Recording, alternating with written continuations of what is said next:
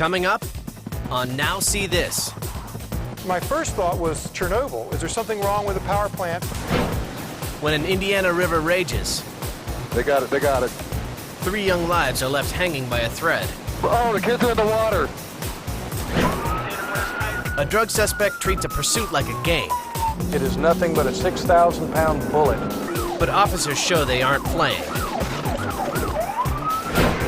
And a high-speed motorbike crash takes a turn for the worse. We've got a nightmare neighbor, a scary school bus, and winners who are wanted by the cops. Think you've seen it all? Now see this.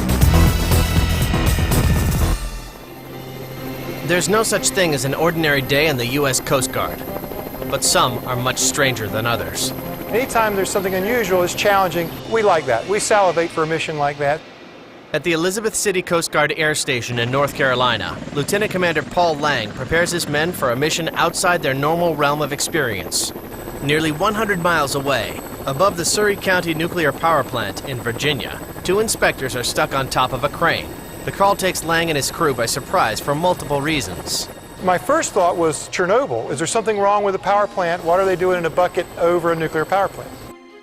Secondly, the 2 inspectors are precariously dangling 280 feet above hard concrete. For rescue swimmer Petty Officer William Johnson, this is definitely abnormal. The fact that we're over land, it's crazy. Normally when we do a case over water, we're like right at 15 feet, 15 to 20 feet, and this case was 300 feet off the ground. But the inspectors have been stuck for almost 4 hours, and with a major storm quickly approaching, the rescuers don't have time to dwell on the extraordinary conditions. Lieutenant Lang flies the H-60 Jayhawk helicopter into position. Attached to the hoist cable, Petty Officer Johnson gets the go-ahead from the flight mechanic and descends. He's performed the procedure hundreds of times, but never under these circumstances. If you fall in the water, there's a chance you'll survive, very good chance. But if you fall into the ground, you're history. Johnson is within shouting distance of the victims, but there's a problem.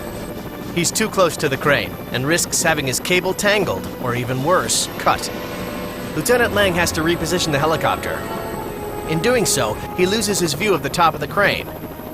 Now flying blind, he must rely entirely on the flight mechanic's commands.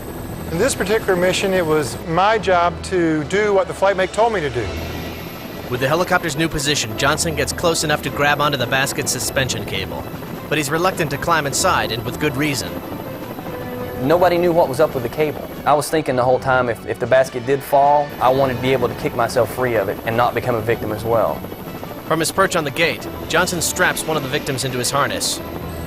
With 1,600 megawatts of nuclear fission surging below them, Johnson and the victim swing out into the air.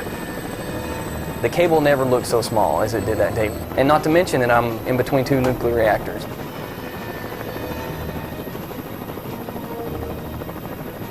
Despite the unfamiliar conditions, the first rescue is a success, but there's still one to go.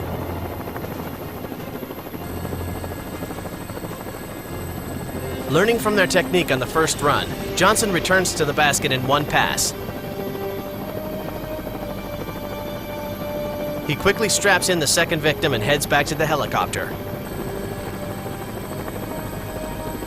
He wrapped legs and arms and everything around me. I couldn't hardly breathe at the time. He pushed all the wind out of me for sure. The operation is complete, and the crew heads to the landing pad. With both victims safely in the cabin, the Coast Guard crew finally experiences something familiar: gratitude. They're shaking my hand, giving me high fives, and once I get them in the plane, they're celebrating. It was a crew effort, and everybody did an excellent job on this. This crew is accustomed to overcoming adversity. It's in their job description, but today, they may have had more than their share. They were working at unprecedented heights above land, not sea. The pilot had no view of the target, and the whole time they were hovering over enough raw energy to take the entire county off the map. I fly out to a nuclear power plant. I'm sure it raises a lot of eyebrows. And to top it all off, the crew is swept with a Geiger counter just to make sure they didn't pick up any stray radiation. But what they did pick up is experience in one of the most bizarre rescues in Coast Guard history. Loudon, New Hampshire. The speedway buzzes like a beehive as racers compete in the heavyweight superbike race. Riders lean their motorbikes almost parallel to the ground as they tear around the tight turns of the track. But when one of the racers leans too far, he gets an abrupt lesson in physics.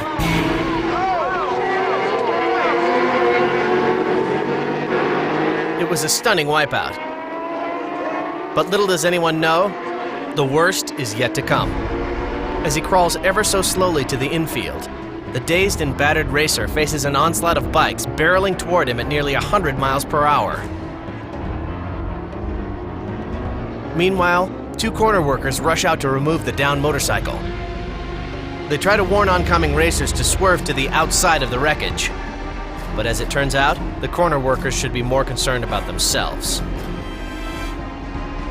As the pack of riders roars out of a turn at 90 miles an hour, most of them manage to veer aside at the last minute. But a promising young racer named Rick Currier finds his view of the wreck blocked until the last second.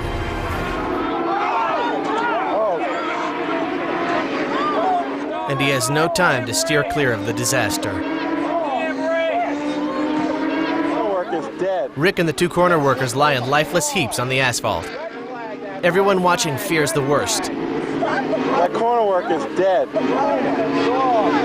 The scene is so grim, even the first rider who crashed staggers out to check on the victims. He's dead. He's dead. Oh my God. As impossible as it may seem, Rick and the corner workers have survived. But all three suffer serious injuries. 3 guys on the ground. I don't know. I mean, one of them was a corner closest worker. To us is the corner worker, right? Ambulances arrive to rush the victims to the hospital. The EMTs discover that Rick has sustained multiple fractures.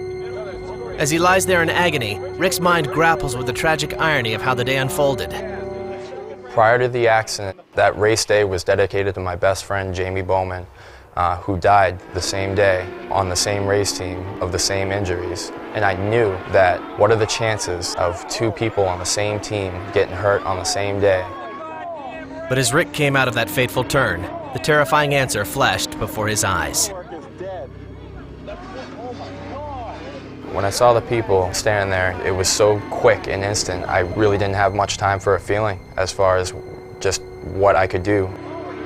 Rick may not have been able to avoid the crash, but he says it could have been prevented. There was a lot of safety procedures missing from the time of the accident. Corner workers were shorthanded. The flagging got obstructed from everybody's view, and that's what I believe caused it. The 2 injured corner workers had to go through months of rehabilitation. But their memories of the accident are so painful, they declined to talk about it. Rick Currier has made a full recovery as well. And although he's able to speak about his ordeal, he isn't quite ready to get back on the speedway. My riding on the street is kind of taking place of the racing, which is a stupid thing to do, but that's how I ride, and that's why I need to get back on the track. Racing's my life.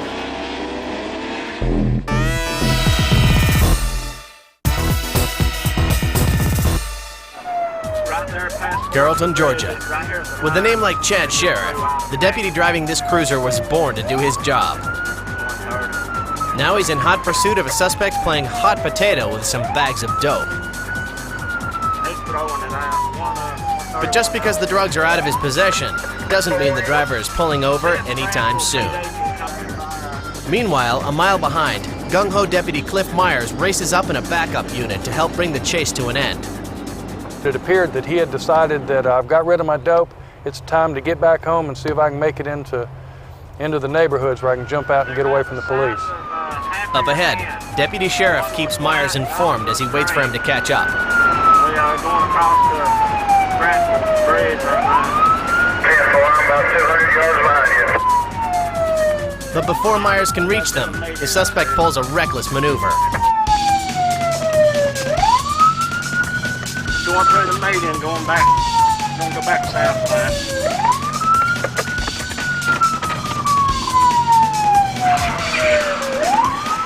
Closing fast, Myers hears the news and decides to cut off the oncoming suspect.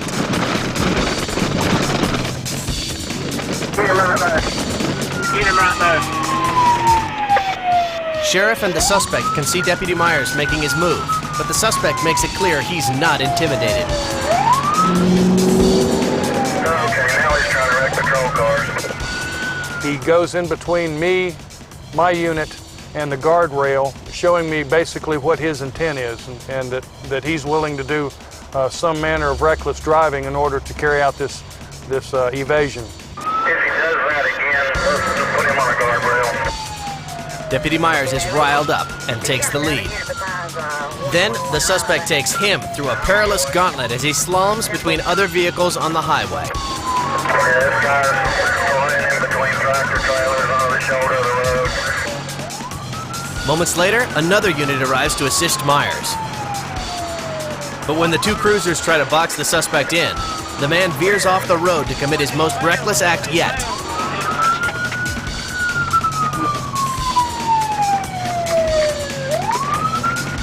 As the driver barrels toward oncoming traffic, Myers makes a terrifying calculation.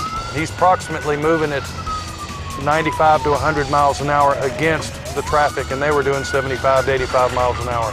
That means if the suspect swerves into any oncoming vehicle, the impact would equal a devastating 180 miles an hour. Like I said, that's it. That's it. Now he's starting to take other people's lives into his hands. He had stepped way past the bounds of anything acceptable, and then he had to be taken out of the pursuit. But the driver won't stay in one place long enough for the officers to make their move.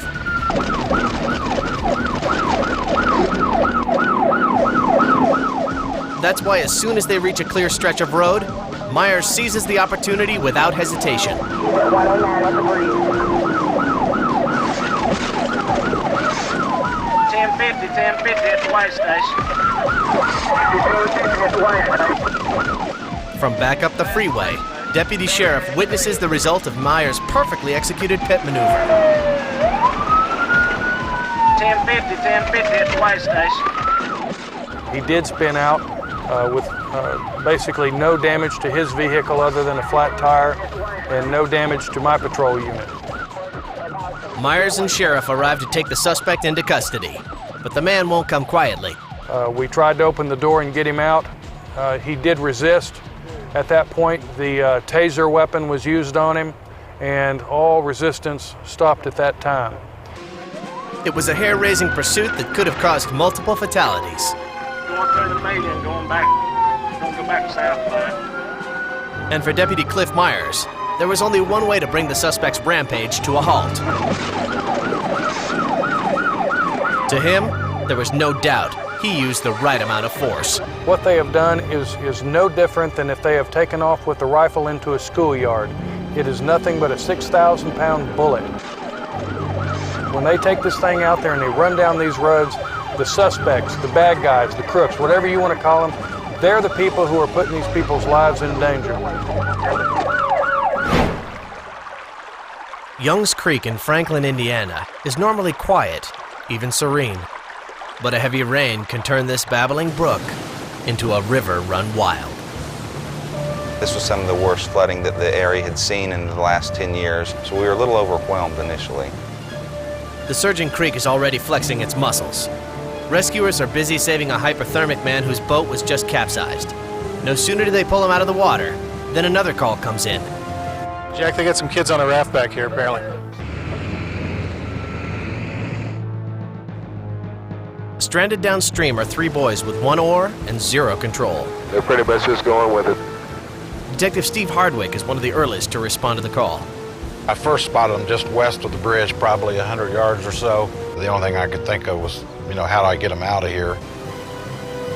With the water's current rapidly pushing the boys wherever it wants, Hardwick and firefighters rush to an overpass. But they don't have time to come up with an elaborate plan. The river simply won't wait for them. They're talking to the kids as they go underneath. I came to the other side, threw the rope over to them, and luckily all 3 of them were able to grab a hold of the rope. They got it, they got it, they got it. But the celebration is premature. Oh, the kids are in the water. All 3 boys cling to the rope with numb hands as the icy water pounds their limbs.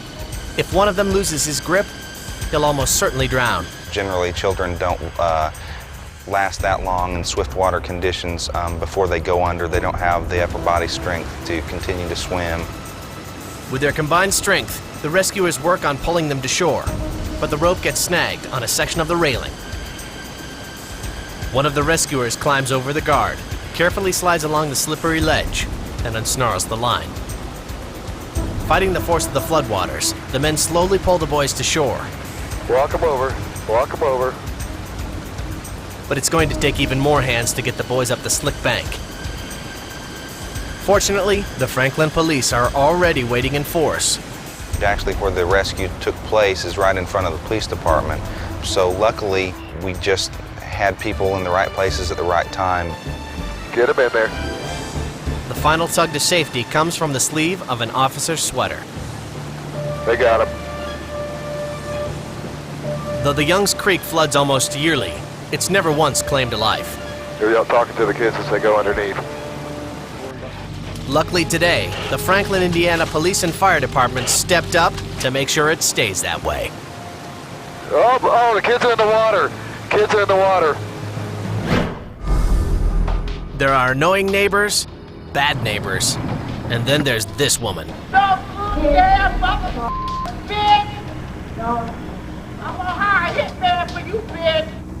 In a working-class neighborhood of Detroit, Michigan, the ongoing feud between her and the Toby family across the street has gotten out of hand, and it's about to get worse. What makes it even more bizarre is when the Tobys initially moved to the area, they were friends, according to the oldest child, Jermaine. I would always go over and help her. I helped her put her trampoline together. I'd help her move things in and out of her house. She'd come over and visit all the time. At first, Jermaine and his grandmother went out of their way to help her. I would always try to help her. She'd come to me to have me to take her to the job when her car was down. If she wanted money, I let her have that. But the bad blood began when this woman blocked the family's car with hers and refused to move it. Since that day, it's been like this. Her outlandish conduct defies explanation, but the Toby family has an unsubstantiated theory why this woman began her strange antics. She's an alcoholic. And I think maybe when that alcoholic gets to her, that makes her a little bit worse than what she already is. She's real mentally disturbed. Needing a record of her bizarre behavior, Jermaine bought a video camera to capture every racial slur and obscene gesture. Every day she would come by the house and put up that finger sign and call me the poor white trash whore. It went on for 2 years and then got worse. The woman begins following them to school, to the store, even to restaurants, when Sumitra takes her kids out for meals. And then she put up beside me and she said, "I'm sick of you, bastards. I'm sick of you." Then one summer day, the woman's taunts turn to violence when the family's 7-year-old boy throws dirt at her car.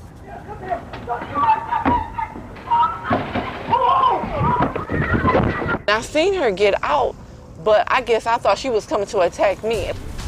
Actually, the enraged woman is after anyone she can get her hands on. And that happens to be 5-year-old Davion. She hurls the innocent child with such force that his head obliterates the car window. All I knew was I just heard glass shatter. I didn't think about retaliation. All I thought about was Davion alive, you know. The younger siblings rush upstairs to wake Jermaine, who's asleep at the time. Jermaine! Jermaine! What? Linda! She slammed Davion through the window! She threw Davion at the car! She threw Davion at the car! She got out of her car, broke the glass out of Davion's head and bleeding. By the time Jermaine gets out front, the vicious woman is left. However, she's arrested later at the home of a relative. Thankfully, the boy sustains only a small cut. But he too has a theory about their one-time friend. She's evil. She's a devil. It may be just a child's opinion, but he's not alone. The day after the incident, the crazed woman's estranged daughter appeared on the Toby's doorstep. She said that her mother had used to call her names. She said she was sorry about what had happened. And she told us to prosecute her to the fullest extent of the law. She's sentenced to 6 months of jail time and a restraining order when she gets out.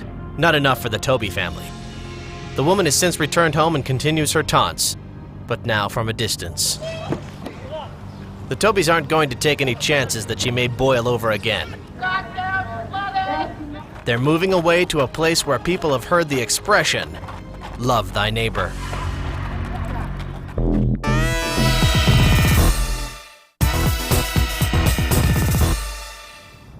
Kids will do anything to get out of going to school, but when playing hooky involves hijacking a bus, jurisdiction switches from truancy officers to police. In Pahrump, Nevada, a 15-year-old boy started his school day by using a samurai sword to steal this empty bus.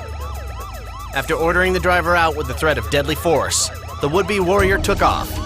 Now police are chasing him across state lines. Notify the California Highway Patrol, please. That is affirmed, and E16 6535 is waiting at the state line. The sword-wielding suspect tries to shake police by tearing off into the high desert. 28, go ahead. Police head him off, but he won't go down easy. He's going to try and hit me head on here. The officer avoids being hit, but another unit is not so lucky. Trying to take out 67, ramming it. Police ease off the assailant to avoid another bashing from the bus. But as soon as the boy is back on open road, the officer's focus shifts from their own safety to that of the suspects. He's having a hard time maintaining this vehicle onto the roadway, so I don't know if he's going to be able to stand by. At 15, he's not old enough to drive a car, let alone a 10-ton bus. Okay, he almost rolled it going off the side of the road. The enormous vehicle is proving too much for the boy to handle. We're approximately 70 miles per hour at this time.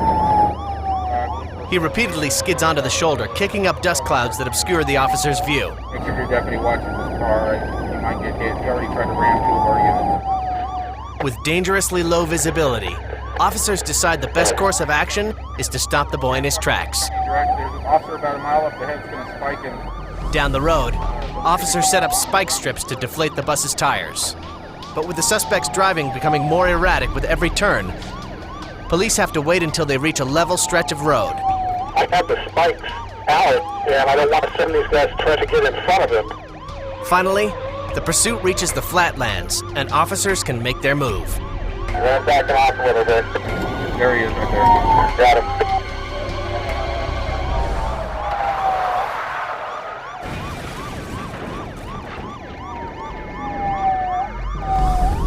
At the last second, the suspect swerves to avoid the spikes and loses control of the vehicle. Not designed to take sharp turns at high speed, the massive bus goes into a roll, creating an instant smoke screen of airborne dirt. Look your face! Look your face! You better keep your hands up!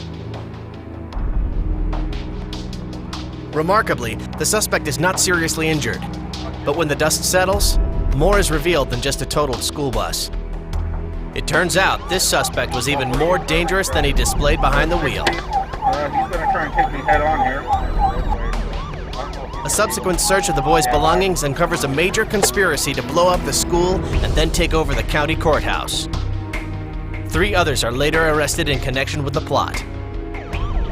So while police would never have welcomed a chase like this, they can seek solace in the fact that while the community lost a school bus, it saved its school.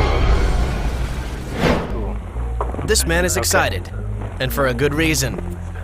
He's getting a free cell phone, and all he had to do to claim it was just show up. Have to have an earpiece, like that stick shift.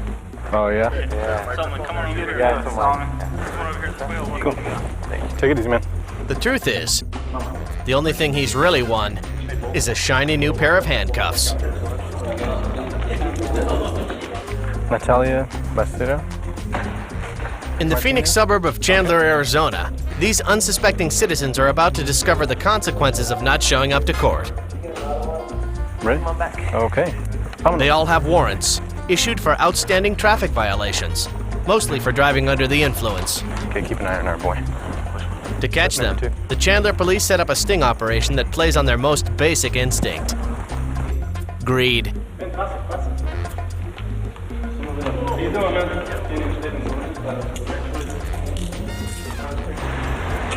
Rather than chase each one down and risk flight or a potentially dangerous situation, the police thought it was simpler to just invite them over.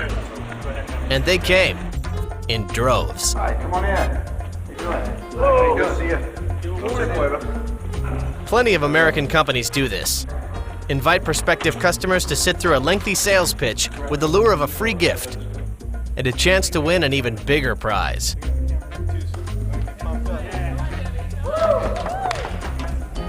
But these are police officers, not hucksters, who play their roles so convincingly, no one has a clue of the real purpose of their visit until they enter the prize room. This young woman can hardly contain her enthusiasm.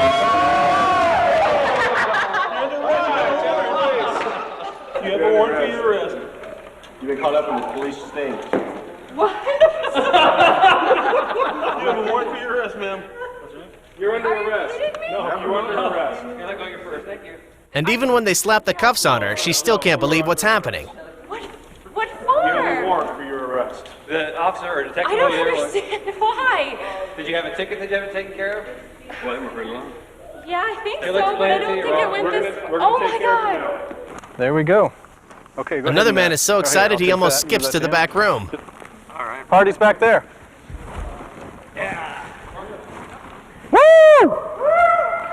And when he finds out the real reason he's here, Come on in, man. Congratulations. he manages to keep smiling. You got a warrant for failed to comply on reckless driving charge.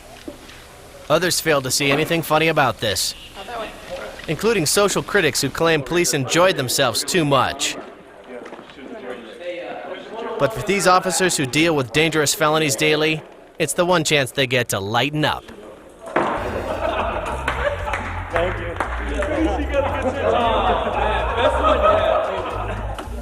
Even after closing down, this guy showed up late and banged on the door, demanding his prize. They nabbed him, only to find a stash of drugs and paraphernalia. So while the rest of these people earned fines and probation, he was the grand prize winner, earning an upgrade for his trip to the station.